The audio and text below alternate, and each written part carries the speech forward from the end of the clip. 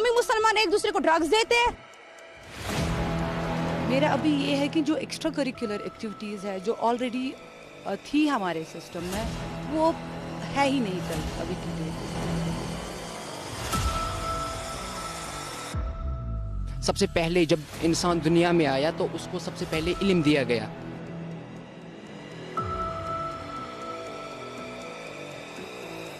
As 70% of our people are drug addicts along in Kashmir division. आदाब नाजरीन, रूबरू का आज का शुमारा लेकर मैं यास्मीन मंजूर आपकी खिदमत में हाजिर। नाजरीन, जैसा कि आप सब जानते हैं, यहाँ के कॉलेज स्टूडेंट से हमारी बातचीत जारी है। हमने देखा क्या ख्यालात हैं इनके एजुकेशन को लेकर, डेवलपमेंट को लेकर। तो इसी के साथ अपने प्रोग्राम को आगे बढ़ाते हैं। मजीद क्या कुछ कहना है इनका, आइए जानते हैं। तालीम बेतन्हाई किसी भी समाज और माशरे के मसाइल को हल नहीं कर सकती। आपका निज़ाम सही नहीं होगा तो मुझे लगता है इम्पोर्टेंस की अगर बात करेंगे तालीम की तो वो फजूल है, बेफ़ायदा है। मेरा अभी ये है कि जो एक्स्ट्रा करिकुलर एक्टिविटीज़ है जो ऑलरेडी थी हमारे सिस्टम में वो है ही नहीं कहीं अभी की डेट में। सबक फिर पढ़ सदाकत का, शुजाअत का, अदालत का, ले जाएगा तुझसे हिसाब दुनिया की इमामत का। इल्म वो रोशनी है कि जो आपको अंधेरे से मतलब उजाले की तरफ लाती है। और फिर सोशल मीडिया और इस टेक्नोलॉजी के ज़माने में हमने तो तालीम की धज्जियाँ उड़ा दी हैं। If you are planning for a year, you must plant rice. If you are planning for a decade, you must plant trees. And if you are planning for lifetime, then you must educate the people. As 70% of our people are drug addicts along in Kashmir division. आज की date में internet is sufficient for me to get any kind of education I want. जितना sports आगे बढ़ेगा, जितना sports में फ़रोग दिया जाएगा, उतना जो है ड्रग जो एडिक्शन है उसमें कमी मौसूल ज़रूर होगी। नाजरीन, जैसा कि मैंने कहा आपको पहले भी, हमारे समाज को बड़ी ही बिद्दतों ने घेर के रखा है और उनमें से एक काफ़ी एक मुहलिक बिद्दत है, वो है ड्रग्स की, मंशियात की। तो इस हवाले से मंशियात का रुझान किस हद तक बढ़ रहा है और आप इसके लिए किसको जिम्मेदार ठहराते हैं?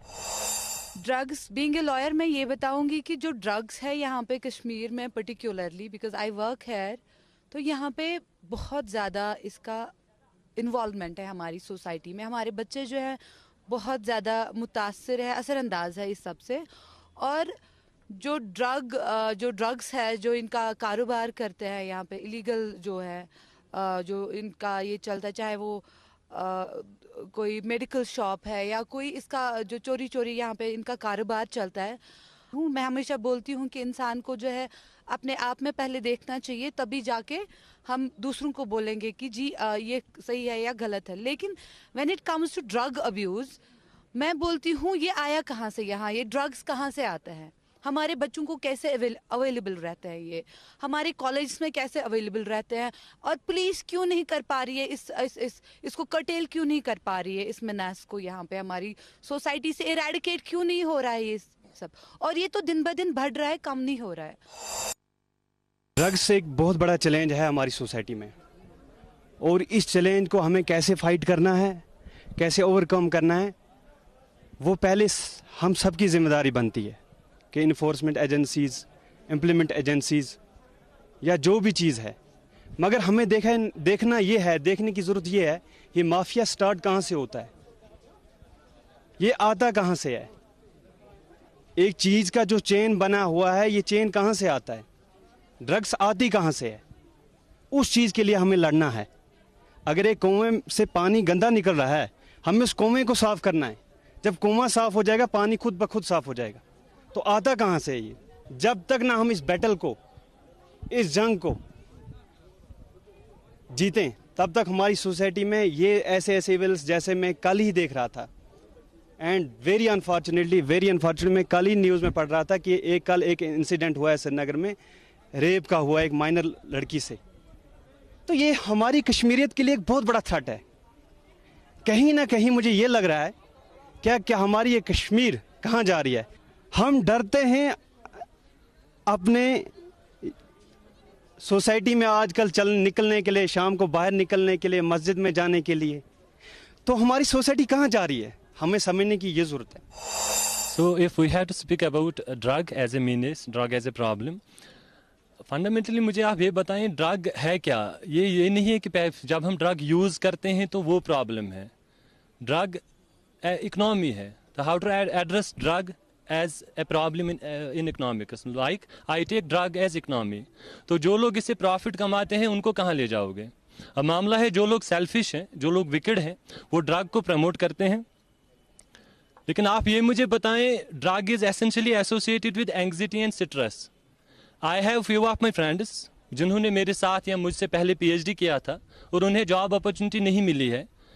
Now irony is that PhD करने के बाद मैं उन्हें देख रहा हूँ कि वो ड्रग्स में इन्वॉल्वड हैं, वो यूज़ कर रहे हैं ड्रग्स। रीज़न क्या है? रीज़न ट्रेड नहीं है। पहले ड्रग का ट्रेड, कल्टिवेशन और trade is not the reason. Reason है कि उनको एंग्जाइटी एंड स्ट्रेस है, जिसकी वजह से उन्होंने एक बार डोसेज लिया, उनको रिलीफ मिला एंड अल्टीमेटली वो हैबिट बन गया उनका। So problem lies with unemployment. आप एम्प्लॉयमेंट दीजिए, आई एम श्योर कि बहुत हद तक ड्रग कंट्रोल हो जाएगा, ये स्प्रेड नहीं होगा। That is again a thing. So we have to link drug as a problem with economy.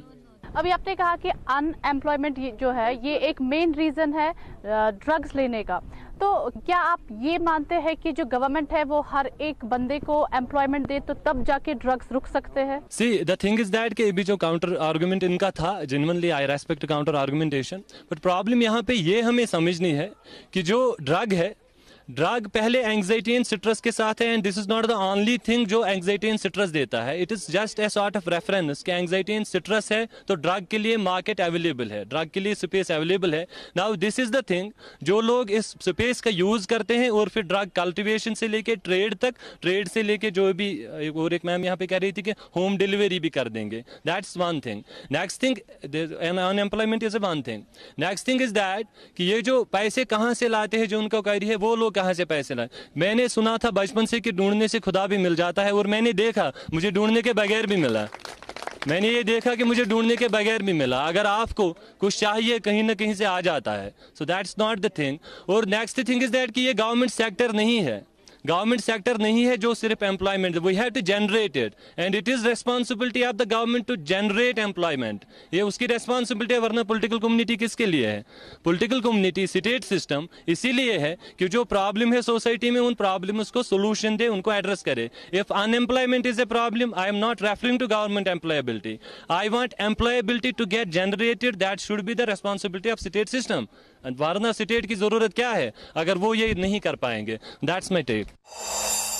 जब इनको पकड़ा जाता है, कोई छोटे मोटे जो है लोग जो इसमें इन्वॉल्व होते हैं, जो इनके जो बड़े बॉसेस है, जो इस मंशियात के बिजनेस में जो है इन्वॉल्व है, जब उनको पकड़ने की बारी आती है तो वो छूट जाते हैं, क्योंकि वो हमारे सिस्टम का जो उसमें जो हमारे लूप होल्स है हमारे सिस्टम में, उसकी वजह से भी होता है। लेकिन अब जिनको पकड़ा जाता है, जो हमारे जो कोर्ट है, इसके लिए जो उनको जब सज़ा देने की बारी आती है, मैं मानती हूँ और वो इसको बड़ा स्ट्रिक्टली लेते हैं।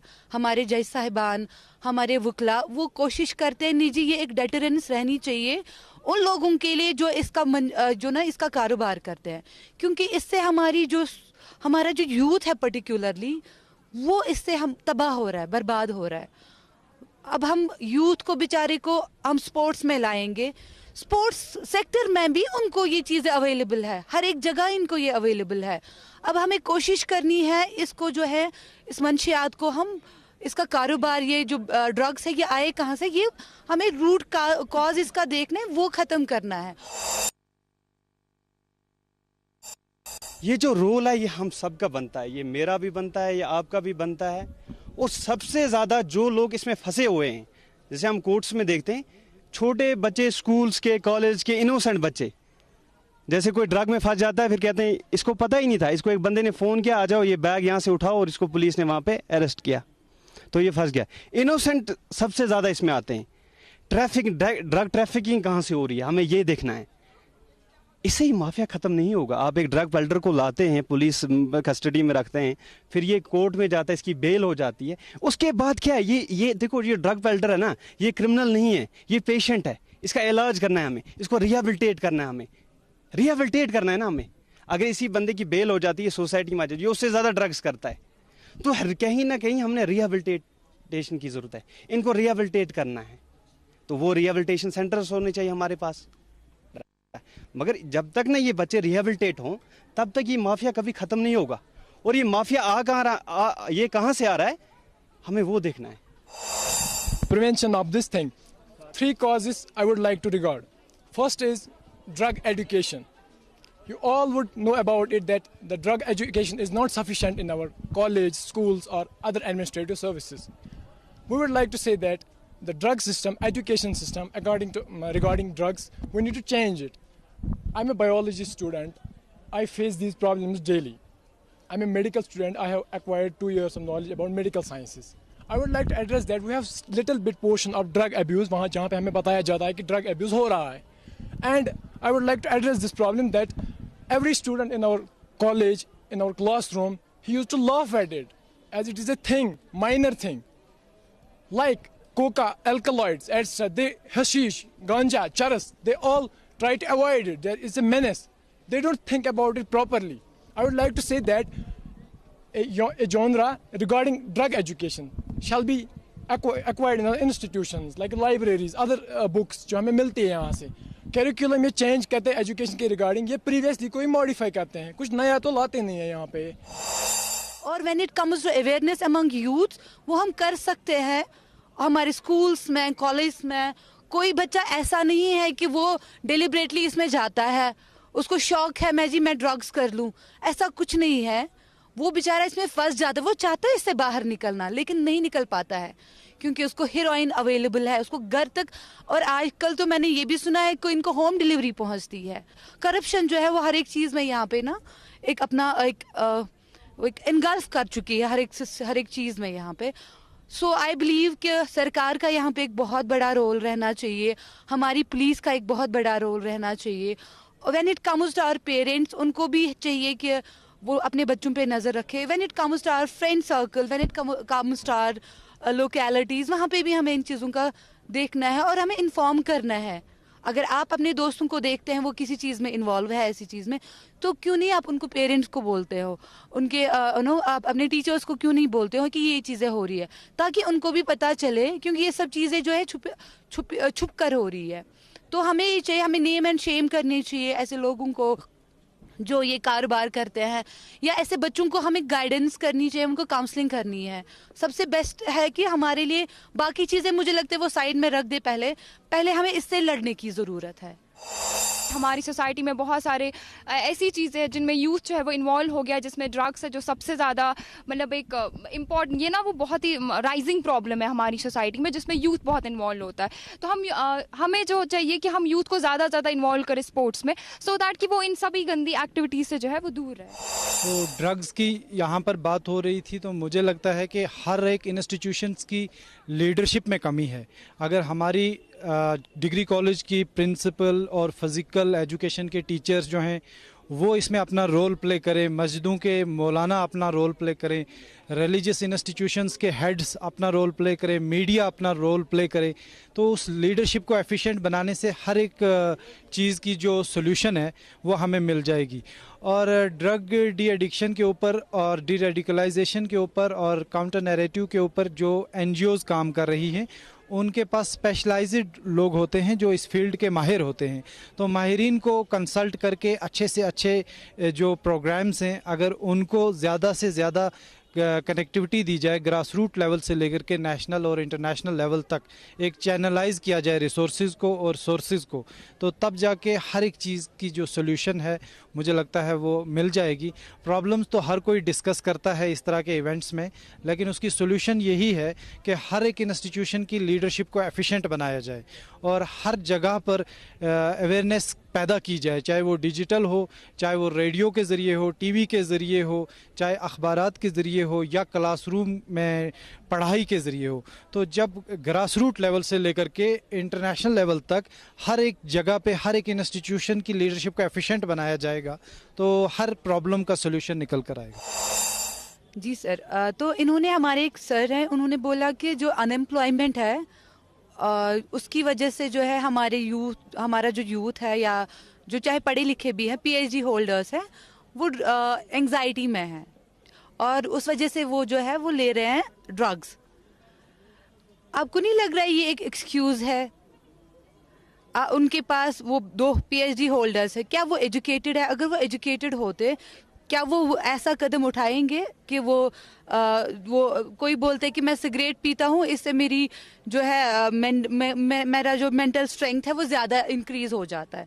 ये मिथ है। यूजुअली हम ये देखते हैं लड़कों में, जो मेरे फ्रेंड्स भी हैं जो सिगरेट स्मोकर्स हैं, मैं उनको भी बोलती हूँ आप क्यों पीते हो ये सिगरेट, ये अच्छी बात नहीं है, इट्स नॉट ए गुड। और हमें भी पेशो स्मोकर्स आप बनाते हो अपने साथ लेके। वो बोलते नहीं जी आपको नहीं पता, हम इससे ज़्यादा पढ़ पाते हैं अच्छे से, इससे हमारी मेमोरी इंक्रीज हो जाती है। ये कुछ मिथ्स है इस सब को लेके। और ये ड्रग्स है, ड्रग्स से क्या हो जाएगा? उससे किसी का टेंशन खत्म नहीं, ना किसी की प्रॉब्लम सॉल्व हुई है अभी तक। उससे इनफैक्ट प्रॉब्लम्स इंक्रीज हो जाती है, कम नहीं होती।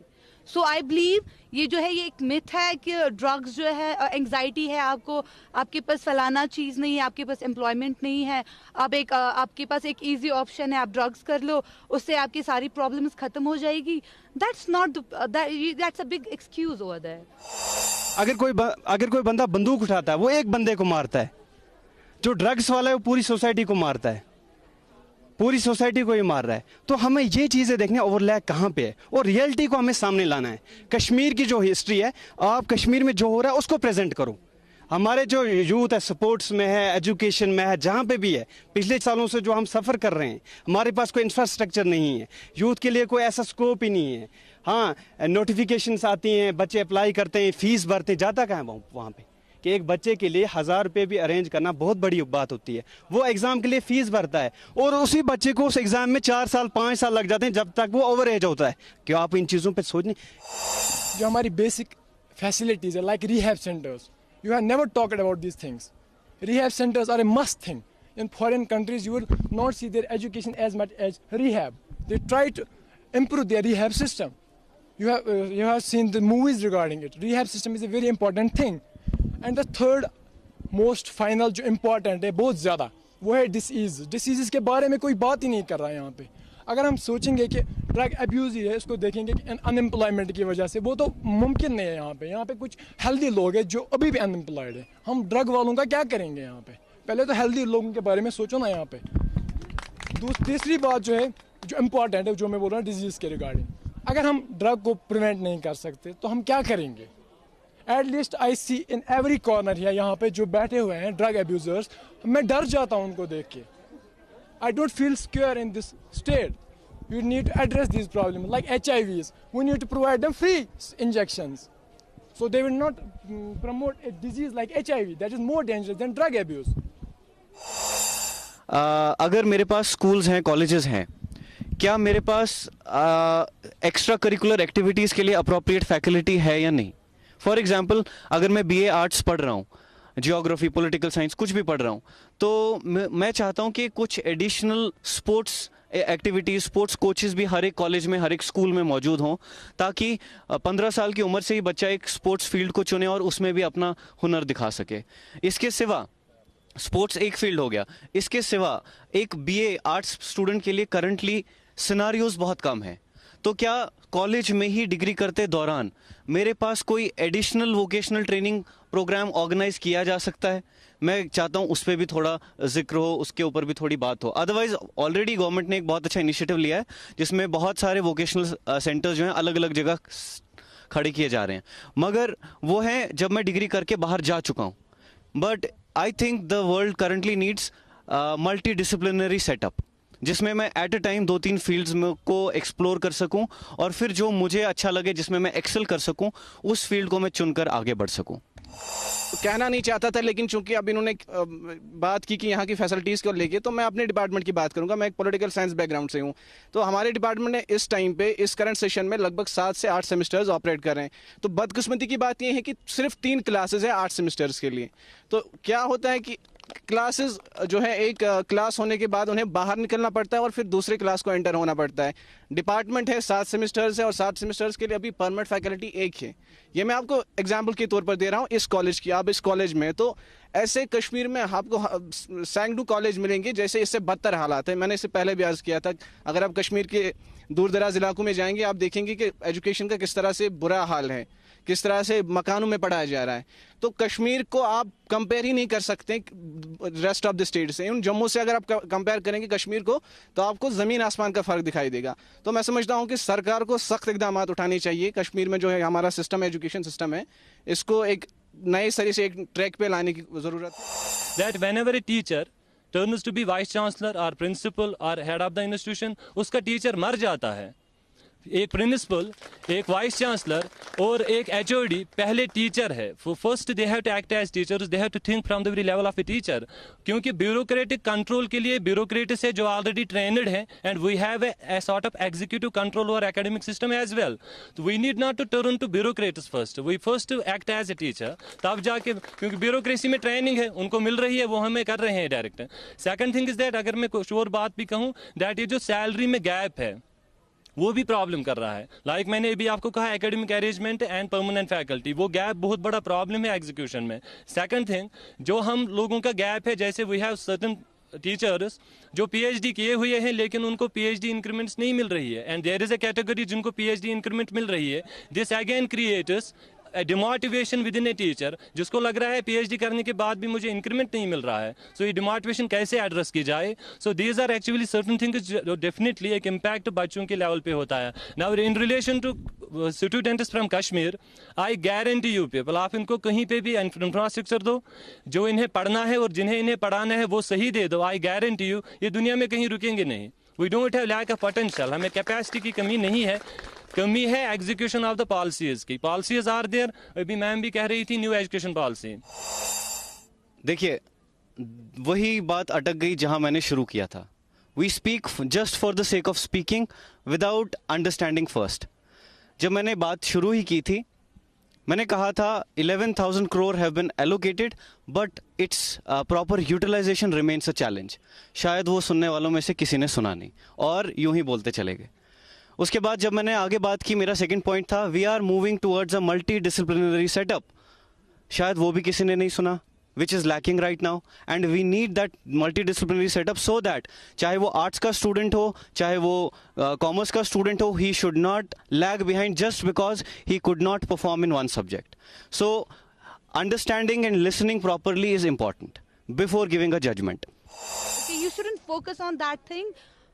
Believe me, जो drug abuse है, it's going to kill your whole life. It's going to impact your family in such a way. It will be a disaster for your family. Not only it's not a disaster for you only. It's for your family as well. यहाँ पे ऐसे भी मैंने families देखी, ऐसे लड़के देखे हैं. I have few friends who are involved in this drug abuse and all. They want, वो अभी चाहते हैं कि हम इससे दूर हटेंगे, हमसे छुटकारा पाए, लेकिन they are not able to. उनको रिहैब लिया, उनको बाहर रिहैबिलिटेशन सेंटर्स में लिया, नथिंग इज वो एक ऐसी स्टेज पे आ जाते हैं फिर कि उनके लिए फिर मौत ही बस, at the end of the day they die, और उनके जो फैमिलीज है उनके ड्रीम्स उनके साथ ही वो मर जाते हैं, और वो जो पैसा उनकी फैमिलीज को लगता है वो सब कुछ बेच बाज के उसके ऊपर लगाते हैं। तो फिर क्या ज़रूरत है एम्प्लॉयमेंट का? क्या करोगे आप? ड्रग्स करोगे और at the very same time employment आपको मिल जाएगी आफ्टर यू। इसका सोल्यूशन ये है कि आप अवेयर करो, खुद को अवेयर करो कि ये जो ड्रग्स है ये किसी चीज़ का आपका सोल्यूशन नहीं है। ये एक मिथ है कि आपको इससे कुछ सोल्यूशन मिलने वाला है। जो रूट कॉजेज है वो आपको देखना पड़ेगा। आपको इससे पहले तो खुद से दूर रहो, इन सब चीज़ों से दूर रहो। अगर आपको एंग्जाइटी है, यूज़ नेचर। आप नेचर का आप क्यों नहीं आप हिल स्टेशंस पे जाते हो, आप फ्रेंड्स से बात करते हो, क्यों नहीं आप स्पोर्ट्स में इन्वॉल्व होते? नाज़रीन, वक्त की नज़ाकत को मद्देनजर रखते हुए हमें हमारा आज का शुमारा यहीं पर इख्तिताम करना होगा। तो दीजिए मुझे इजाज़त इस वादे के साथ कि अगले एपिसोड में आपसे फिर मुलाकात होगी। तो दीजिए मुझे और मेरी टीम को इजाज़त। शब बखैर।